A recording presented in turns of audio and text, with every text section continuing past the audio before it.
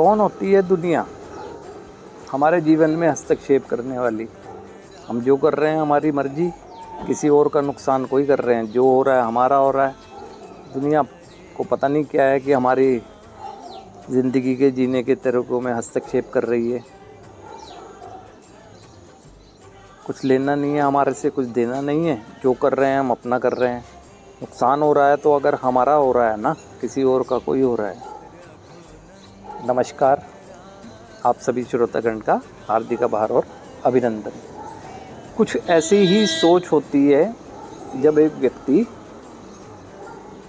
नशे में पूरी तरह से विनाश की ओर बढ़ रहा होता है, तो उसको उसके शुभचिंतक लोग, समाज के लोग जब भी समझाने की कोशिश करते हैं तो उसका यही जवाब होता है, मेरी ज़िंदगी मेरी मर्जी, जैसे चाहूँ वैसे जीऊँ। तो फिर जब वो एक नशा मुक्त जीवन की प्रबल इच्छा आ जाती है उस व्यक्ति की और वो जीने की कोशिश कर रहा होता है नशा मुक्त रहते हुए, तो फिर दुनिया के बारे में क्या सोच रहा होता है। ये मैं आज जो चर्चा कर रहा हूँ ये सुझाव की तरह है कि इमोशनल बहुत सेंसिटिव होता है एक नशा करने वाला व्यक्ति ना, तो उसको ज़रूरत है भावनात्मक रूप से मजबूत होने की ना। और फिर वो क्यों नहीं हो सकता है उसको ठीक? पहले तो वो अपने नकारात्मक कार्य के समर्थन के लिए ऐसा कहा करता था कि दुनिया की क्या परवाह करनी मुझे, मेरी ज़िंदगी। लेकिन अब उसे जब सकारात्मक दिशा में जीवन जा रहा है ना, अब भी उसके मस्तिष्क में यही होना चाहिए कि मेरी ज़िंदगी है, जीने का तरीका जो मेरे को बेहतर लगता है ना, और जो बेहतर कर भी रहा है मुझे, मैं वैसे ही जीऊँगा। अच्छे सुझाव कोई देता है और मुझे लगता है कि मेरी ज़िंदगी में इसे ऐड ऑन करके आगे बढ़ा जा सकता है तो ठीक है, अन्यथा मैं दुनिया की क्या परवाह करनी मुझे, है ना। तो अब क्या होता है, सेंसिटिव होता है वो व्यक्ति और भावनात्मक रूप से मजबूती ज़रूरी है, क्योंकि इमोशनल ट्रिगर ही है जो नशे करवाता रहा है अब तक। छोटी बातों में ना एक रुखसाई में आ जाते हैं ना, छोटी बातों में एक कहते हैं कि अपने आप को एक आघात सा महसूस करवाने लगते हैं ना, जबकि ऐसा कुछ नहीं होता है ना। हमारा फोकस बिल्कुल सीधा रहना चाहिए, आज मैं ठीक हूँ ना।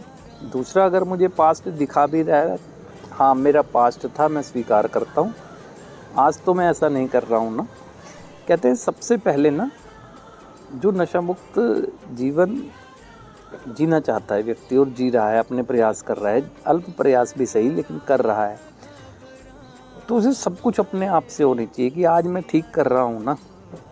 कोई बात नहीं, मुझे भी पीड़ा है इस बात की कि कल मैंने गलत किया था, लेकिन वो पीड़ा धीरे धीरे कम करने की कोशिश तो मैं आज कर रहा हूँ। सबसे पहले अपने आप को पॉजिटिव पुश अपने आप को करना है, और उसके लिए ज़रूरी ये है कि पास्ट में किए गए अपने हर तरह के